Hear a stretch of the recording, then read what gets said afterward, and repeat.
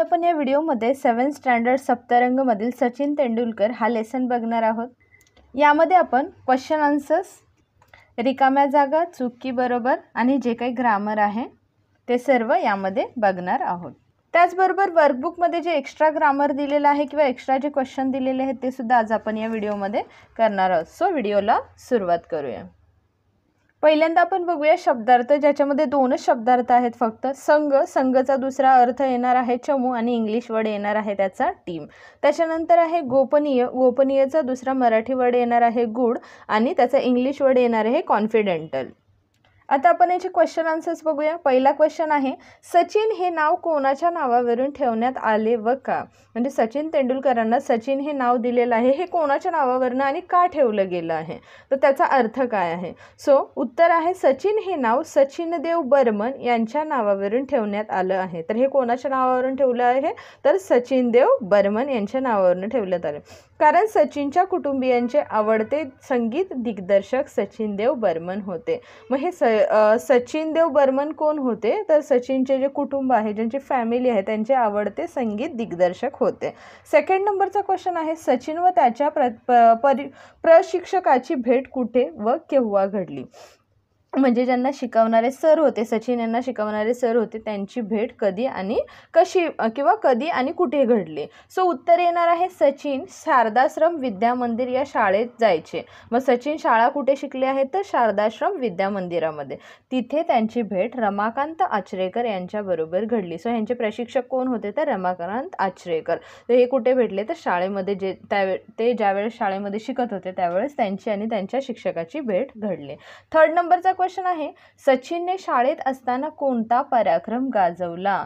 म्हणजे सचिनने शाळेत असताना असा काय विक्रम केला होता किंवा काय पराक्रम केला होता?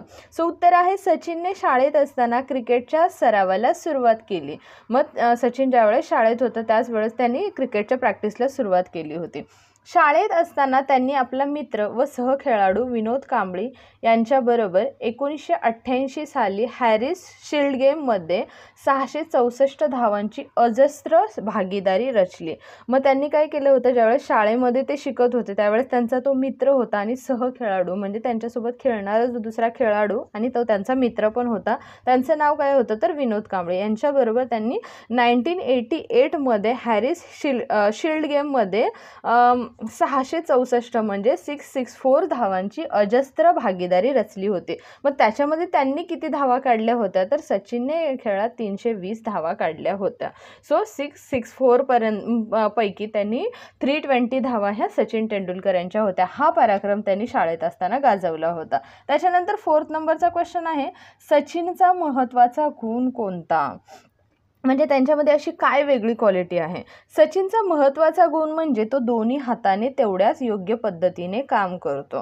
म्हणजे त्यांच्यामध्ये एक वेगळी क्वालिटी काय आहे? तर ते दोन्ही हाताने तेवढ्याच चांगल्या पद्धतीने काम करू शकतात।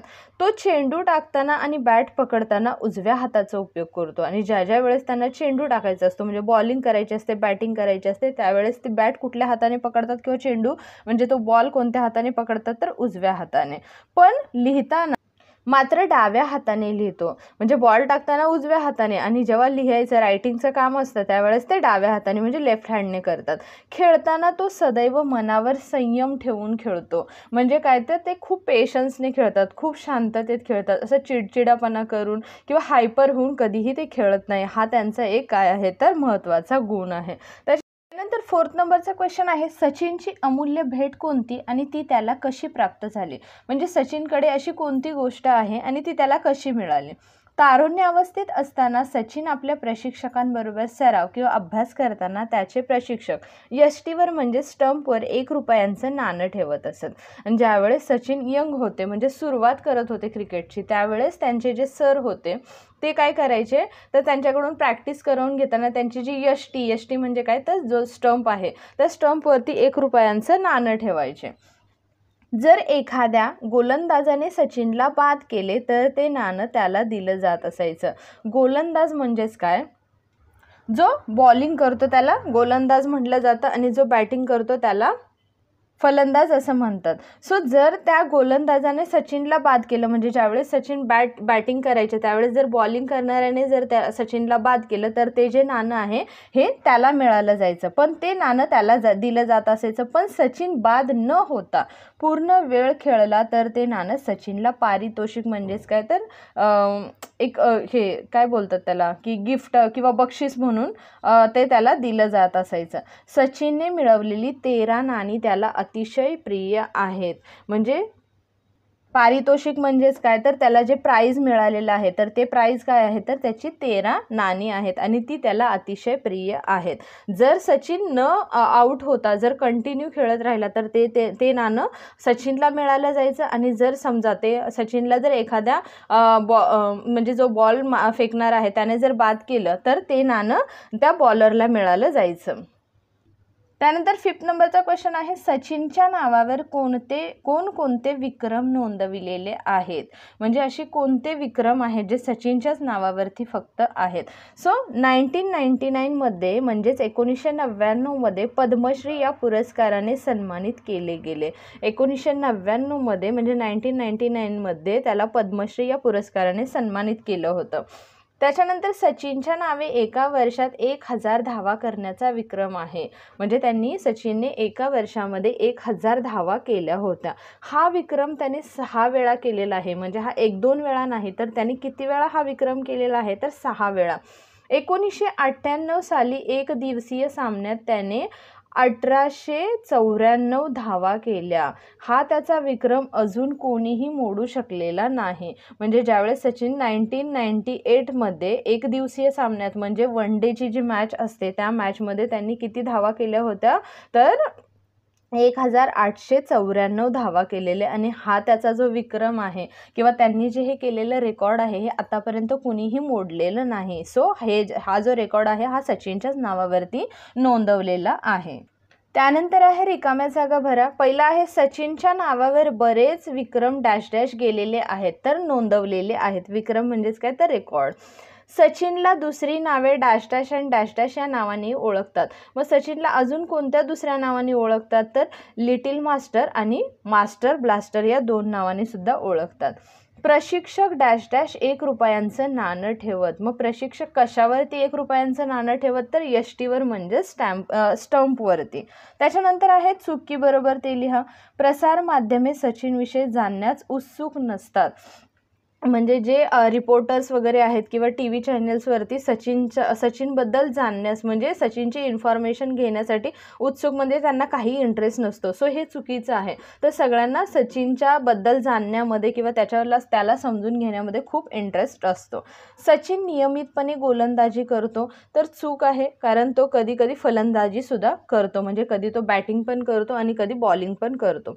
सचिन उजव्या हाताने लिहितो तर हे चूक आहे, कारण सचिन फक्त बॅटिंग आणि बॉलिंग करतानाच उजव्या हाताचा उपयोग करतो आणि ज्यावेळेस त्याला लिहायचं असतं त्यावेळेस तो डाव्या हाताचा उपयोग करतो.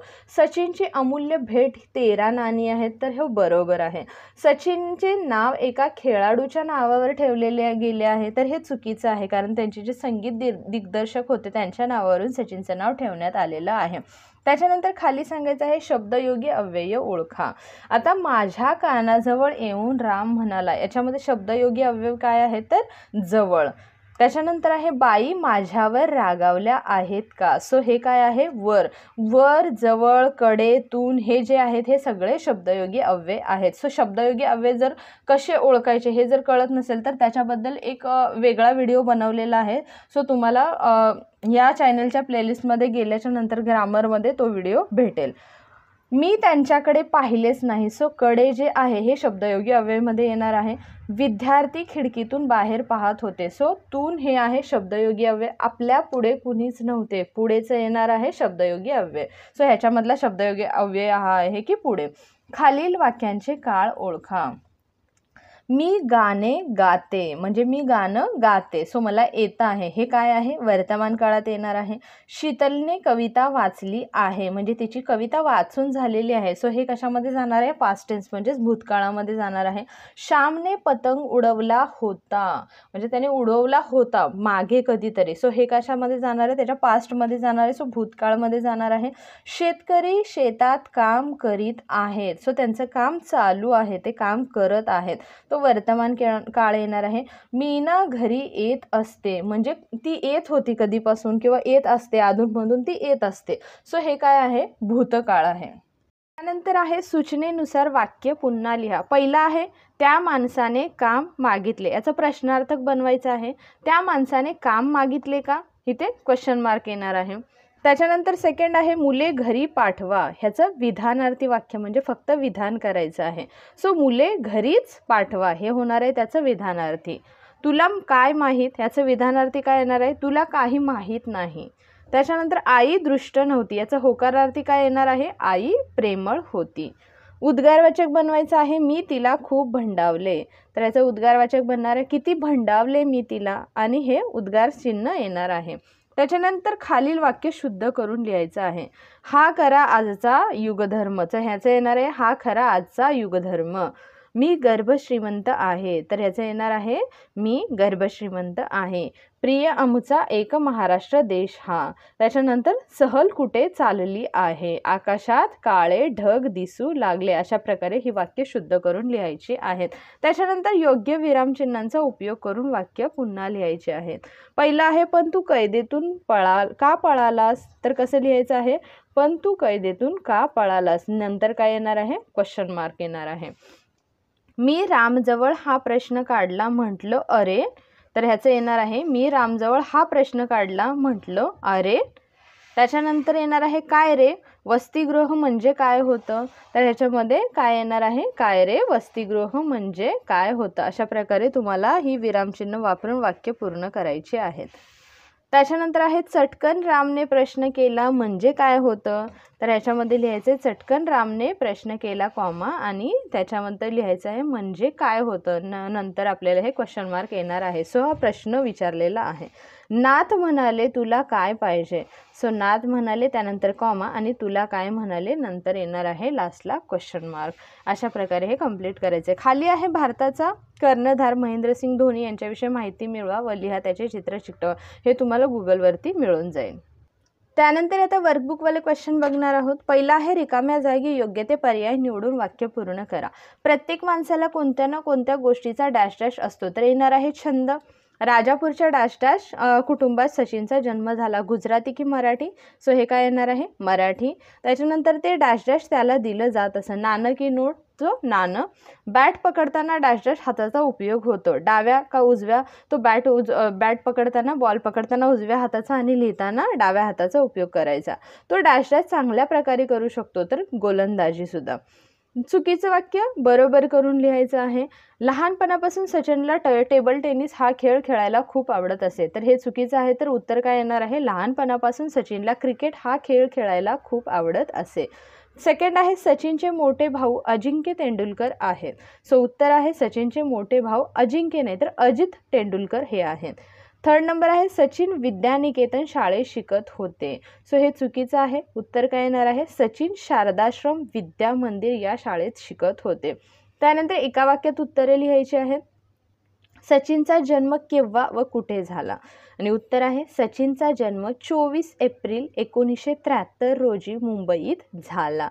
सचिनला लहानपणापासून क्रिकेट खेळण्यास कोणी प्रोत्साहन दिले, म्हणजे त्यांना कोण मोटिवेट करत होतं किंवा कोण प्रोत्साहित करत होतं.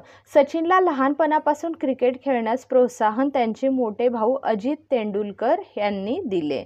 प्रशिक्षक स्टंपवर काय ठेवत असत, म्हणजेच यष्टीवर, सो प्रशिक्षक स्टंपवर 1 रुपयांचं नाणं ठेवत असत. बॅट पकडताना सचिन कोणत्या हाताचा उपयोग करतो, तर बॅट पकडताना सचिन उजव्या हाताचा उपयोग करतो. सचिन कुटुंबियांचे आवडते संगीत दिग्दर्शक कोण, सचिन यांच्या कुटुंबियांचे आवडते संगीत दिग्दर्शक सचिन बर्मन हे आहेत. पुढे आहे शाळेत असताना सचिनने कोणता विक्रम केला. शाळेत असताना सचिनने आपला मित्र व सहखेळाडू विनोद कांबळीसोबत 1988 साली हॅरिस शिल्ड गेममध्ये 664 धावांची अजस्त्र भागीदारी केली. सचिनने या डावात 320 धावा काढल्या होत्या. सेकंड आहे सचिनचे क्रिकेट खेळण्याचे कोणते वैशिष्ट्य आहे, म्हणजे त्यांच्यामध्ये कोणता असा वेगळा गुण आहे. सचिनचे क्रिकेट खेळण्याचे वैशिष्ट्य म्हणजे तो दोन्ही हाताने तेवढ्याच योग्य पद्धतीने काम करतो. तो चेंडू टाकताना आणि बॅट पकडताना उजव्या हाताचा उपयोग करतो, पण लिहिताना मात्र डाव्या हाताने लिहितो. हे त्यांचं काय आहे तर वैशिष्ट्य आहे. आता अशुद्ध शब्द शुद्ध करून लिहायचा आहे. पहिला आहे श्रेष्ठ, दुसरा आहे स्टम्प्स, छंद, क्रिकेट, प्रोत्साहन, प्रशिक्षक, बॅट आणि इराणी. अशा प्रकारे हे शब्द शुद्ध करून लिहायचे आहेत. त्याच्यानंतर आहे इंग्रजीत समानार्थी शब्द लिहा. पहिला आहे चेंडू. चेंडूचा इंग्लिश येणार आहे बॉल. गोलंदाजीचा येणार आहे फिल्डिंग. फलंदाजीचा येणार आहे बॅटिंग. उजवाचा येणार आहे राईट. डावाचा येणार आहे लेफ्ट आणि अमूल्यचं येणार आहे प्रिशियस. त्यानंतर आहे लिंग बदलून वाक्य परत लिहा. राम क्रिकेट खेळतो, सो रामचं काय येणार आहे सीता, सो सीता क्रिकेट खेळते. त्यानंतर आहे मुलगी घरी जातेचं येणार आहे मुलगा घरी जातो. माझी मैत्रीण लेखिका आहे, सो ह्याचं काय येणार आहे माझा मित्र लेखक आहे. घरात मालकीन नव्हती, त्याचं येणार आहे घरात मालकीनचं येणार आहे मालक नव्हते. बाबा बाहेर गेले, तर बाबाचं काय येणार आहे आई बाहेर गेली. योग्य ते क्रियापद ओळखायचं आहे. सचिनला क्रिकेट खेळायला नेहमी प्रोत्साहन दिले, सो दिलेमुळे ह्याचा अर्थ पूर्ण झालेला आहे. म्हणजेच काय, ज्या शब्दाने वाक्याचा अर्थ पूर्ण होतो त्याला क्रियापद असं म्हणतात. सचिनच्या नावावर बरेच विक्रम नोंदवले गेलेले आहेत, सो आहेत हे याचं क्रियापद आहे. पहिल्या सामन्यांमध्ये शतक झळकावले, झळकावले हे त्याचं क्रियापद आहे. गरजू मुलांना आर्थिक अथवा इतर मदत करतो, करतो हे त्याचं क्रियापद आहे.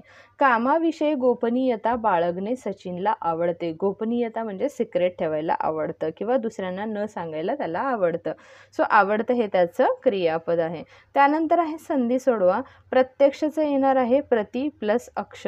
पडताहेतचं आहे पडत प्लस आहेत. सूर्यास्ताचं येणार आहे सूर्य प्लस अस्त.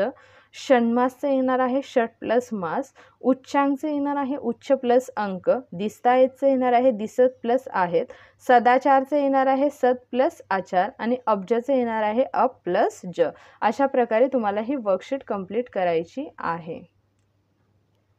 आय होप तुम्हाला हा व्हिडिओ आवडला असेल. जर व्हिडिओ आवडला असेल तर चॅनेलला नक्की लाईक आणि सबस्क्राईब करा. थँक्यू.